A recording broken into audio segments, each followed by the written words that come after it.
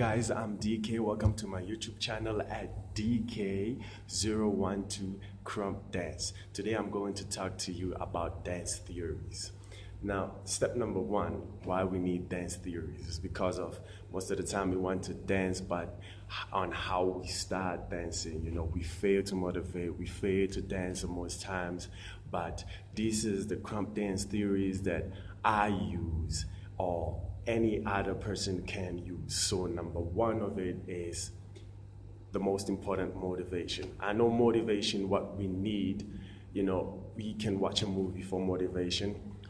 You can watch videos of tie-dyes, let's say in crump. You can watch videos of junior tie-dyes, baby tie-dyes, or more coming into South Africa, you can watch the videos of Verb, Junior Guts, you can watch videos of Yaya Vancouver, just for motivation, just to get you motivated, and then you can as well tell yourself on how good you were. You have to believe in yourself. So that's the first point that I wanted to point at you guys. First point is motivate yourself. Second point is like it, most important, but all these points are important, is love what you do. There's nothing that you guys can do. There's nothing that anyone can do without loving what they do. I have to love what they do, love crump, love dance, and you'll get a good way with it. And the third one is what we need the most, or what I think I need the most, what I think people need the most, or what can answer our questions, is to dance with a theme.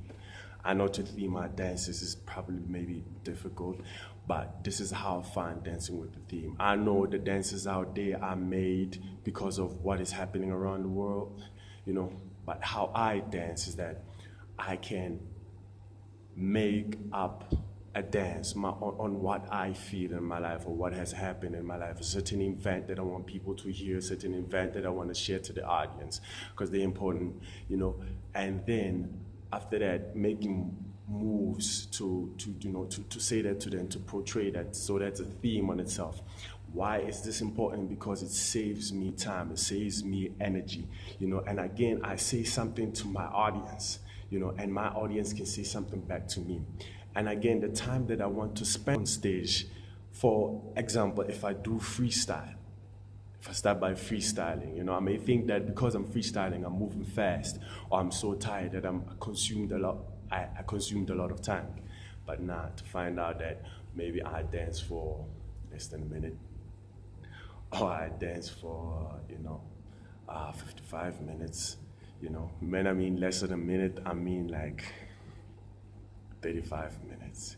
But we want to dance more than 1 minute. We want to dance more than 2 minutes. You want to dance more than 3 minutes. So this is a way to get ourselves up there, is to dance more than 3 minutes, is to make a routine. Dance according to your routine. Dance according to the story, how you practice it, and then you'll be fine. And the next thing that we would like for people to see, or we would like to feel, is to feel that we proven a point. After dancing, that you really did this. So after that routine, it is much more likely that you can feel that. And the other point of it, moving on, is after practicing with the theme, is practice different dance styles. What I mean is practice in part.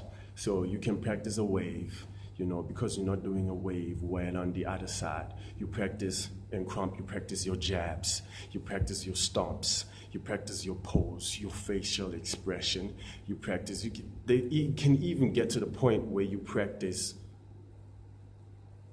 looking at the art, looking at the judges, your eyesight, when you have to dance, you have to look at the judges, you have to make eye contact. That's what I'm looking at, so sorry. You have to look at eye contact. So your eye contact matters actually in competitions, and mostly in competitions. And when you have battles, practicing in part, practicing your jabs, making sure you perfect your jabs, you perfect your stomps, you perfect your pops, you perfect your chest pops, you perfect your footwork. You have to dancing like this, you perfect each and everything. You perfect your poses. You perfect all your maneuvering. You know how to structure your body. You know how to body control. So that is well as important in Krump. It makes it easier when you get to solo performances. How does it make it easier when you get to solo performances? It's easy to see the winner, and because this makes Krump, you have to dance on what makes hip hop and what makes Krump. You fix on these things, you have no problem. You have nothing to worry about. Again, this saves energy, and when you get into dance competitions, it's not that you have to worry about what you're doing or doing something like that. It's just clear as that. So the next point that we have to do about, the next point that we're going to be looking at is love yourself. Again, the next point is love your opponents. The other point is love your audience. Okay, stressing this a lot, loving yourself is practicing and putting in time to practice. The next thing is loving your opponent. You have to love your opponents because, guys, it's not war. I know when we dance, we have to have that facial expression. We have to have that on what is happening on that time. That's what is important, and it's really, really important that. But then all the love, of dance, for the love of dance, for the love of what we do, for the love of unity, we have to have that love for our opponents. And the other thing is love your audience. Now, you want your audience to say something to you. Now, on about loving the audience, I'm going to say I have, because my next point is speak to your audience, and your audience will speak back to you. So how do you speak to your audience? This is just perfect stuff on how you speak to your audience by sharing your story. You practice well, you combine something good. I mean, some people are there to see you, so you just want to give them your best. You speak to your audience. So when you speak to your audience, you communicate out. You just tell them what to do, and then they communicate with you because they hear what you're saying, they understand what you're saying, and they help you out, And you can make an audience, you can win an audience in a competition, and you can say, you can dance any other thing, or rightly I say, you can say something, right then, and then they're awfully to you. So you dance, you make sure that you hype the audience, you make sure that you use the stage, you use all of the stage, you use all of yourself, you fully out. I know we go to competitions, and most of the time it's experience. We say that to ourselves, I'm fine like this, You have to move on that stage, You have to move on that stage. Tear the stage, ironically saying so. Tear the stage, man. You have to move, break a leg, Hey, it's cooking on stage. I know sometimes it's better. What I'm saying is because it's better to dance than just think, of a next move to do. Right there, you have a theme, you have a whole story to tell, so you're focusing on that story to tell. It's much more less time that you spend, and energy is spent well. You don't get to tire yourself quickly. Yeah, that's more about the audience, and what I've just said goes into my next point, which is be strategic in the days of practice in order not to tire your body up. So let's say you practice and you have a competition that's coming about a few times to come, a few days to come, maybe like 4 days, and you've been practicing each and every day. Your body needs time to tire, of course. If you practiced every day and you have all those days to practice until the day of the competition, your body might react badly or something might be wrong. You find that on stage you don't practice well enough. But it depends on your body as well. But what I want to say, or what I would do, or how I do practice, is I practice one day, leave 1 day of rest, practice the next day. But if I can change days, if I practice Monday, Tuesday until the 4th day, 4th day is, of course, it's where we get tired. Then I can rest for for about 3 days and then start again. So that's how my body relaxes. So I can get back again and, dance. Okay, this is getting fun when we get into the end of it. So the other thing that I have freestyle practices, or again, freestyle when as an icebreaker, and again when you're done dancing. I know when you practice stuff in the house, you can say to other people, you can say to other people that you want to practice, as you practice, you're practicing in parts, or you're practicing a role play, or you're practicing in a theme. As practicing in a theme, it's much more important for you to freestyle when you start. Because when you freestyle when you begin, your freestyles when you begin is you taking all that out that is in you, because we know you love dance. So you freestyle as an icebreaker. It's like cardio, in gym. It's like cardio. You just stretch your muscles, and you unlock yourself. You get into the end zone. And then when you're done as well, practicing in a theme, doing what the whole routine that you do, you can do it, and you can do it all the things that you've practiced, and you can mix them. There's a whole total way of how to get better.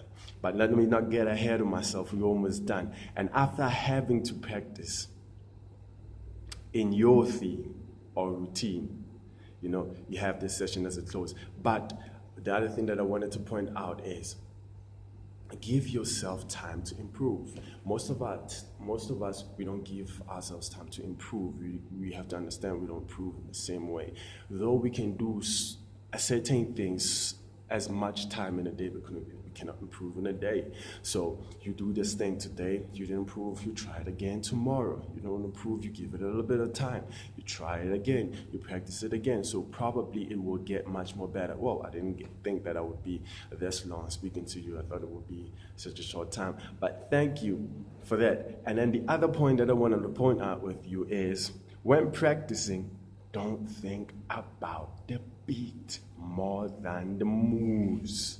You will cause confusion when as you dance in the theme. As you dance with the theme, it causes confusion. How would you cause confusion as dancing with the theme? And this is how. We know in a beat we like it when it goes quiet. And then it starts again. I didn't say it in a much more sound engineering guy way, but when it goes, or when it goes fast, we like those poses, we like those things, those gaps in music, in beats, and we probably want to add something ourselves. So probably the most important thing is your theme right now. So dance with the theme, because it's not all the time that you can dance to your own song that you pick out. You can get into a battle, and then in the battle you have to practice. You have to dance to that theme. So in a battle, when you battle somebody, it's quite difficult, to think of something to that point and then just say to yourself, let me just do this. You don't want to have those moments that when you dance, when you want to do your jabs, it's you take a gap. You take much more space to get in a circle. So we just want something like that. When somebody gets out, you get in. You want fire. So again, practicing in a theme, having these in your own locked up space at the back can save you much more time, shame. You don't want to lose, of course, nobody wants to lose. So when you have it in a theme, when you have your theme in the back of your mind, in the back of you, you can just take it out. Unlike having killer moves, or that you can add some killer moves there and there. You can improvise. Dance is like drama. Yeah, dance is like drama, man. You can improvise, so you use a whole lot of improvisations, if you're not a perfectionist. Of course, I'm a perfectionist, but I can improvise sometimes. And the last point is this: be confident. Or maybe not the last point, but the last point is this: be confident while you practice, and not in competition with another. This will open your doors to creativity and positivity. Now, I know somebody else danced well, or maybe you want to be better than somebody, so you dance. You practice because you want to get better than somebody, and most of the time we can't dance well when we do that. We all have to dance, we're struggling in practice. The thing is, you need to open up inside. You need to dance is an expression. You need to open up. You need to open up your lungs. And I speak more about on that on part 2 of this one. So you need to open up your lungs, you need to open up your heart, you need to open up your mind. You know, it's like refreshing, it's like early morning fresh air, you know. So this is all that we need. It opens up your creativity and more on how to do the moves than you think about the person, because in your practices you're going to be thinking about the person instead of thinking about the thing. You know, you're not going to dance. So on part 2 of dance theories, advice to dancers, I'm going to be speaking about what to do before practice, you know, so in order for you to be gentle. And then we'll move into practical things when we move on to this class. But I want you to remember one thing, number one thing that you have to remember. We all want to succeed, but succeed requires discipline, and that's why we all do this thing. So we discipline ourselves in what we do, we discipline ourselves and how we act on ourselves. We don't want to get hurt today, you don't want to get hurt tomorrow, you know. So thank you very much, and thank you so much for the likes and subscriptions.